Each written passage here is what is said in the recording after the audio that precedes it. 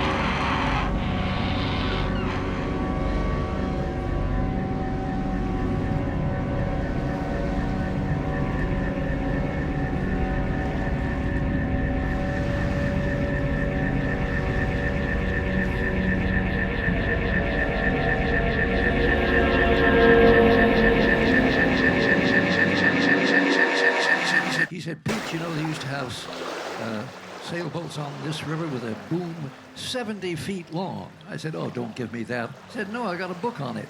The book was written in the year 1907 by a middle-class fellow named Bill Verplanck with his friend Moses Collier, who was had been a sloop captain. They put out a book called Sloops of the Hudson, and how in the year 1860 there were 400 of them licensed for trade on the river. In the early days, they carried passengers. Alexander Hamilton wrote one of the Federalist papers on board a sloop bound for the city of Poughkeepsie to try and persuade them to vote for the Constitution.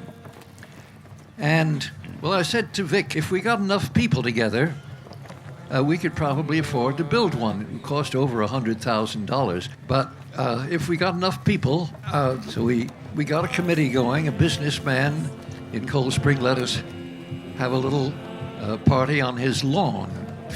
Maybe 100 people came. We collected $150 by passing the hat. But most important, in his living room, that we got a committee together during the intermission and said, let's form an organization, the Hudson River Sloop Restoration, Inc. nonprofit. Later on, we changed it to the Hudson River Sloop Clearwater, Inc. nonprofit. But this organization has had its ups and downs and disagreements for over 40 years now. So the boat was built in Maine by a crusty old fellow named Harvey Gamage, who had been throwing together big schooners and sloops, and he gave us a far lower price than in New York. In New York, they wanted $300,000 to build it. Harvey said, I'll build it for $120,000.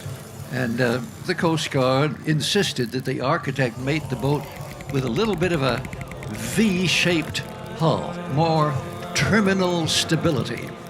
It's a big boat, 76 feet on deck, and with the bowsprit going up forward and the boom overhanging in the stern, it's a total of over 100 feet. And the mast, likewise, is over 100 feet. In the old days, if a sloop went over, it just kept on going over. And people were drowned. But the Clearwater will go over, and when the wind lets up, it will go back up again.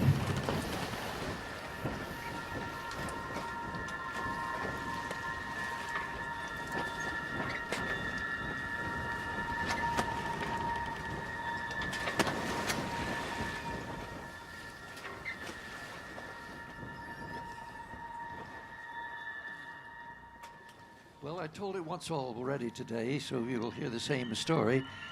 It was just 30 years ago, I had a job on Cape Cod.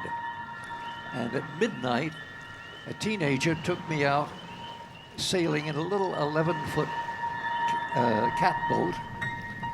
And he showed me what a game it is with the wind and the tide. You're playing a guessing game with eternity. And if you manage to guess right, you can sail right into the wind that is trying to push you down.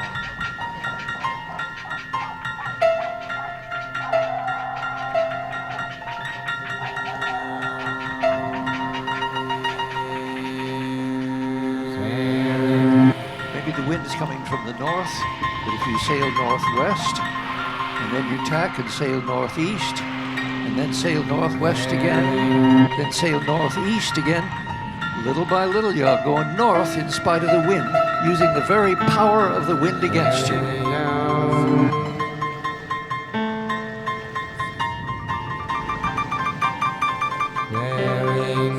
Now that's good politics as well as good sailing.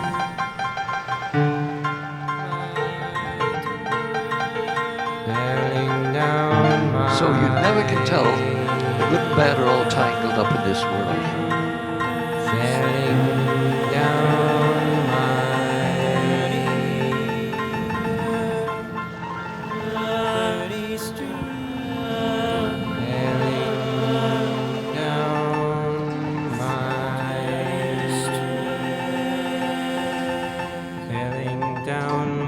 Dirty stream, still I love it, and I'll keep the dream